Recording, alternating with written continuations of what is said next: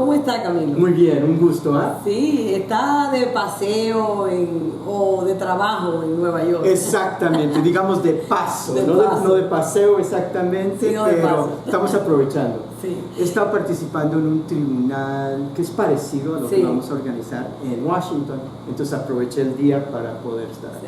Sí. Bueno, señores, para la audiencia de Información al Desnudo nos encontramos con Camilo Pérez, abogado de profesión, y es el coordinador del comité de promover el Tribunal Internacional de Conciencia.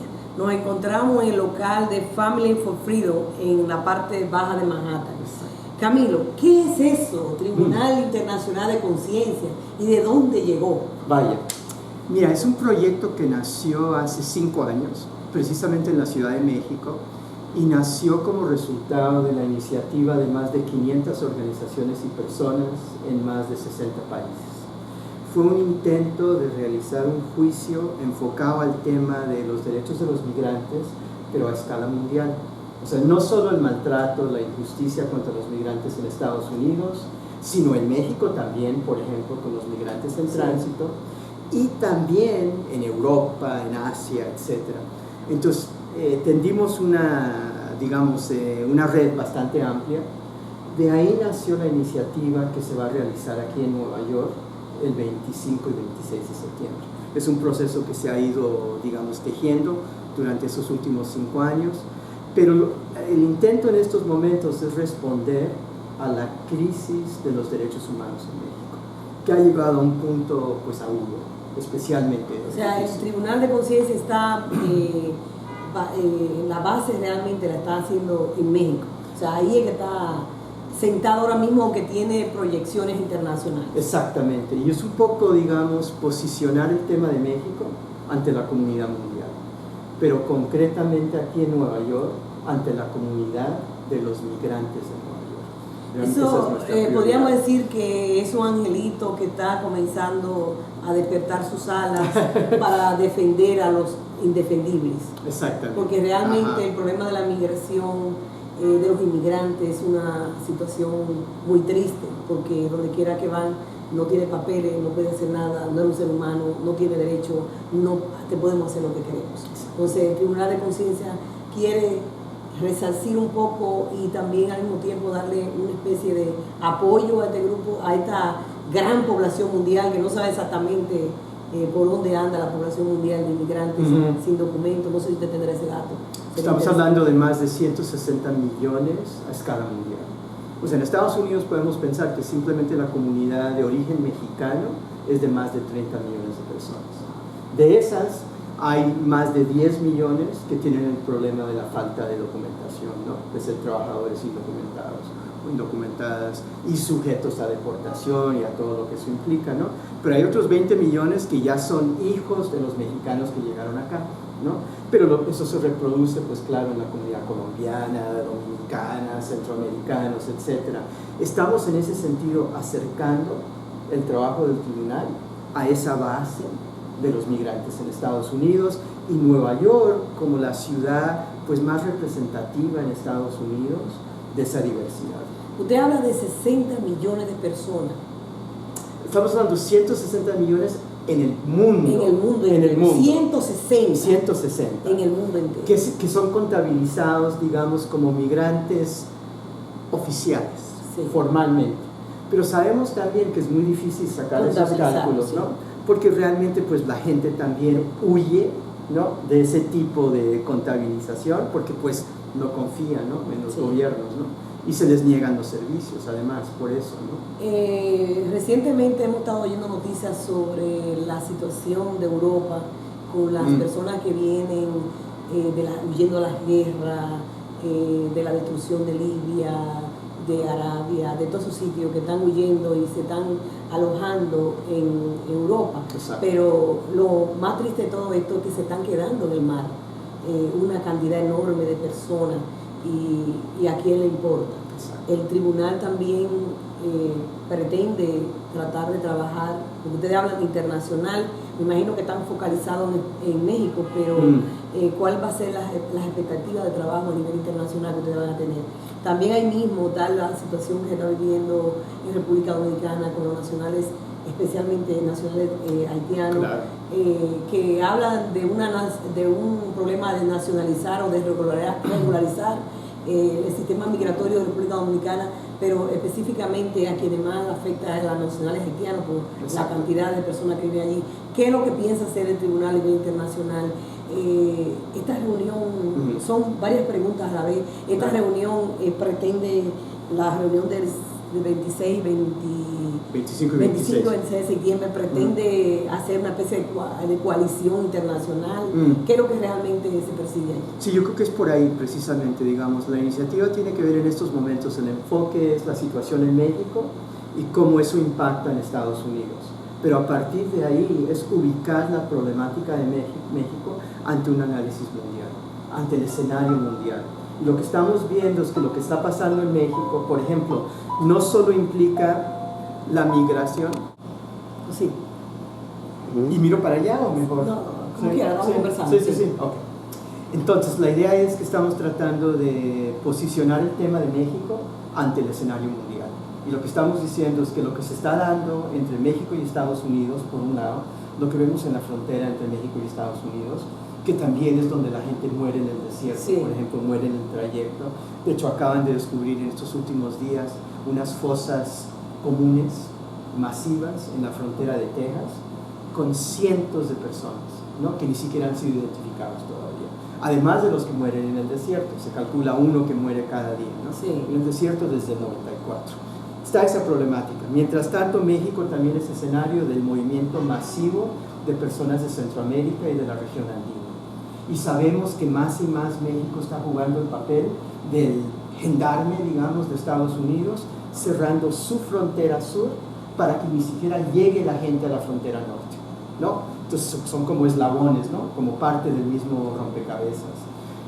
Pero además, lo que acabas de mencionar, en Europa y en Asia se da un proceso semejante.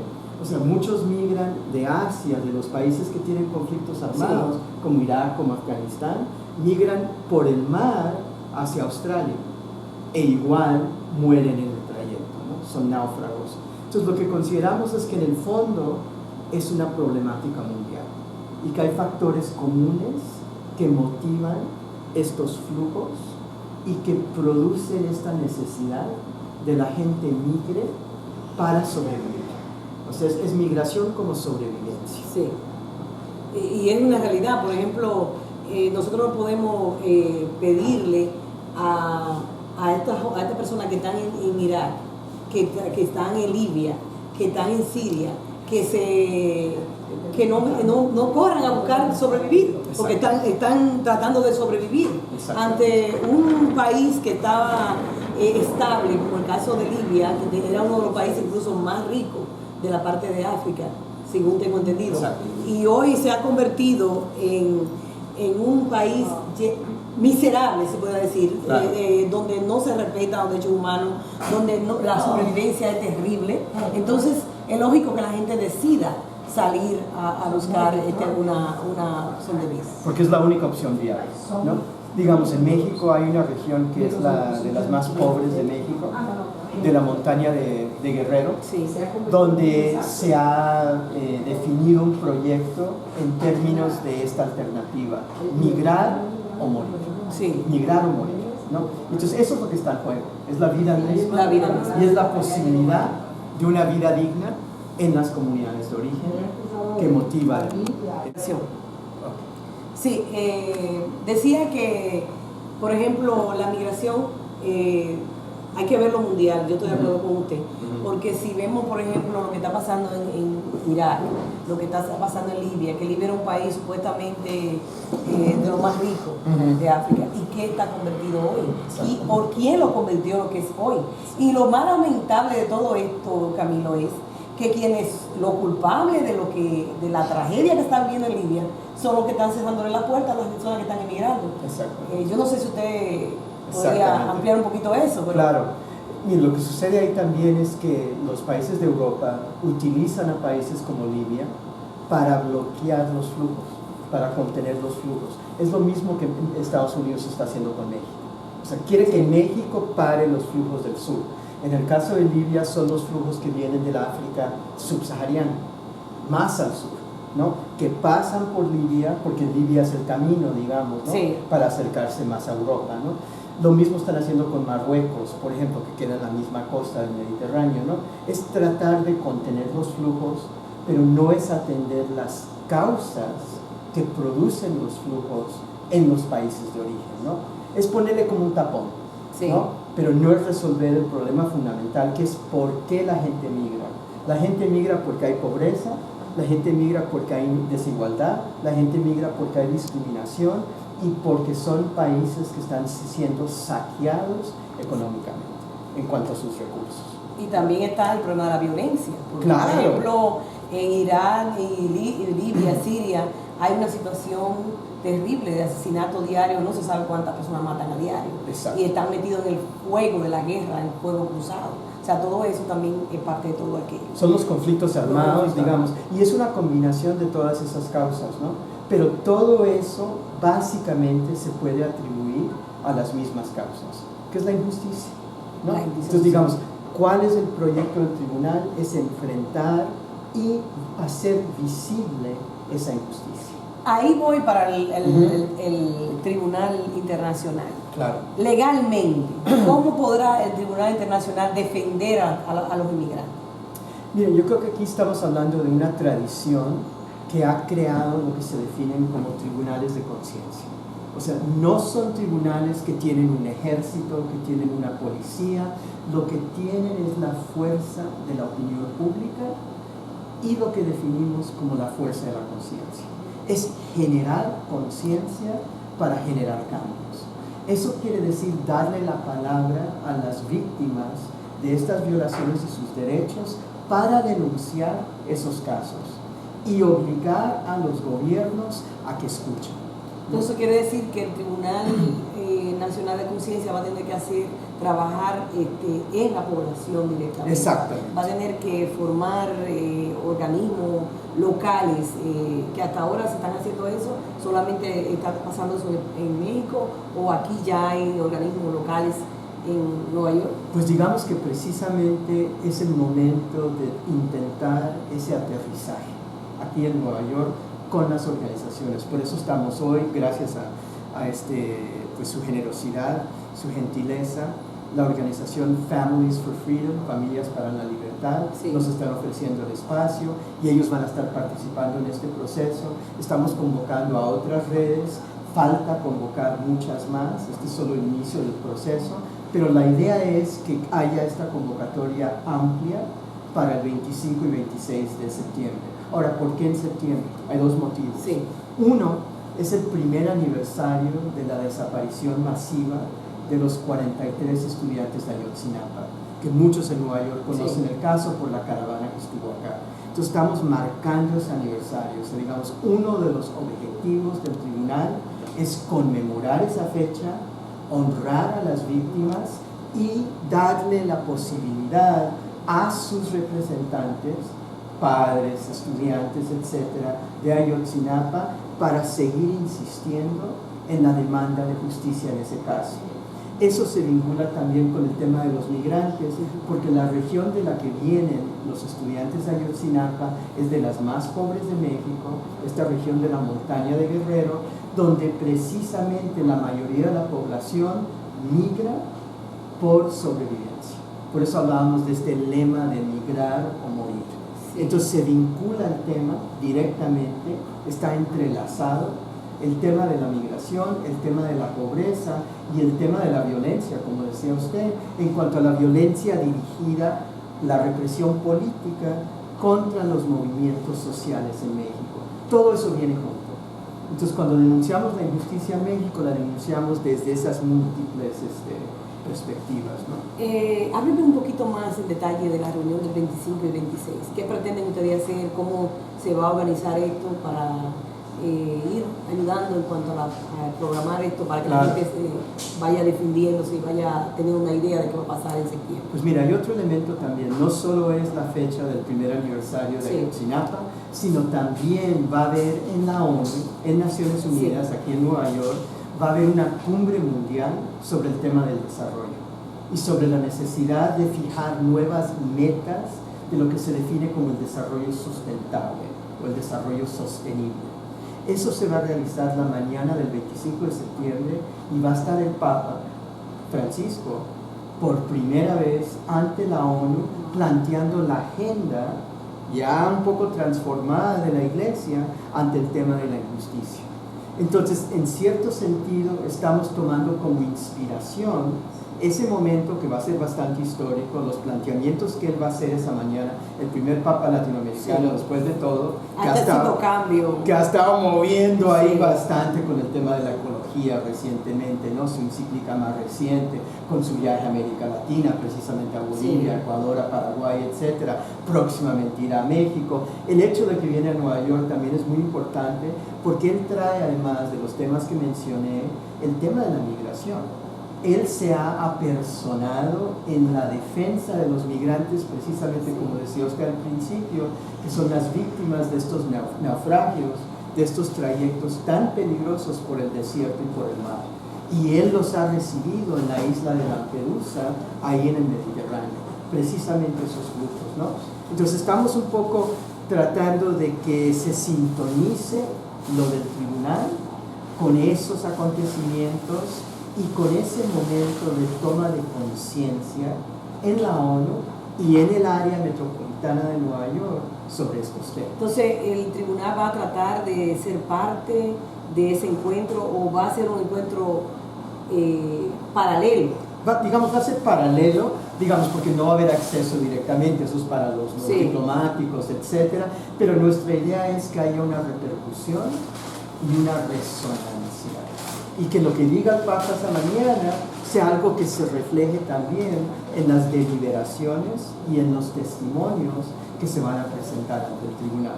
¿Qué necesita el Tribunal Internacional de Justicia de las organizaciones de aquí de Nueva York? Porque va a estar más bien, ¿van a participar solamente las instituciones de Nueva York o va a haber una participación internacional?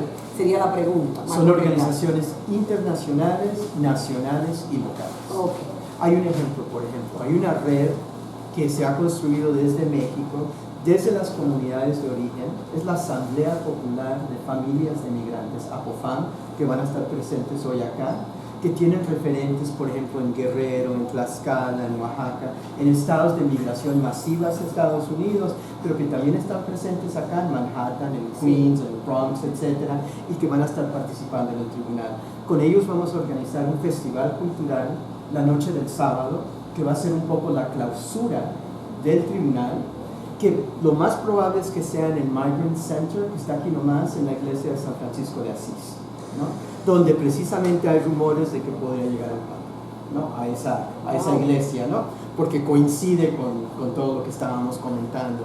Entonces va a haber un festival básicamente para honrar a las culturas indígenas de los migrantes de esos lugares en México, cuyas culturas se reproducen aquí en Nueva York. Camilo, estamos haciendo una entrevista a Camilo Pérez sobre, a veces el encargado o coordinador del comité de promover el Tribunal Internacional de Conciencia.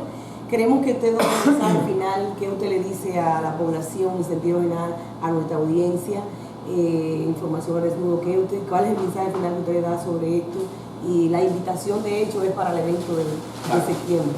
Pues lo primero es el agradecimiento a usted, a ustedes, al equipo de Información al Desnudo por abrirnos este espacio, porque sabemos la importancia del trabajo que ustedes hacen precisamente para sembrar conciencia en la comunidad latina, en las comunidades migrantes, no solo en Nueva York, sino pues en todas las comunidades a donde llega su programación, ¿no?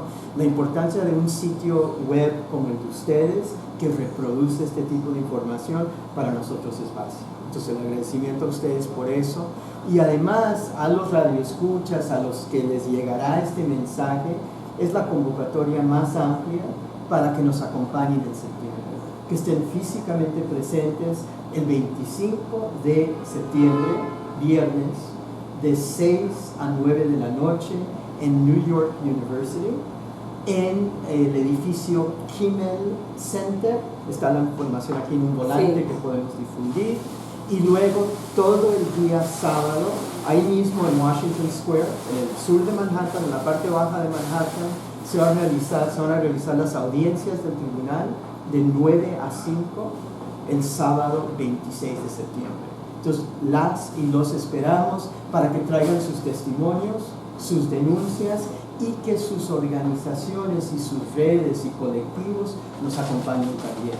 Y no solo va a ser la comunidad latina, sino estamos convocando también, desde luego a todos los caribeños, a los compas haitianos, etcétera, de toda América Latina, pero además estamos convocando a las comunidades, por ejemplo, de nuestros hermanos y hermanas filipinos, con los cuales hemos colaborado mucho en iniciativas previas, que van a estar acompañando este proceso. Y también migrantes de África, de Asia, del sur de Asia, que han sido discriminados mucho por el asunto del terrorismo, ¿no? Que han sido víctimas también de muchas arbitrariedades, donde sus organizaciones son intervenidas y espiadas y acosadas por esos temas, ¿no? Entonces queremos también defender la justicia en un sentido mundial. Muchísimas gracias, Camilo, por estar con nosotros aquí. Reportó para Información al Estudio María Luisa Núñez. Así que nada, un abrazo y muchísimas gracias. Y para adelante. Lo mismo. Hay muchas cosas que hacer. Exactamente, y vamos a continuar por ahí. Sí, señor. Muchas gracias. Gracias. Muy amable, ¿eh?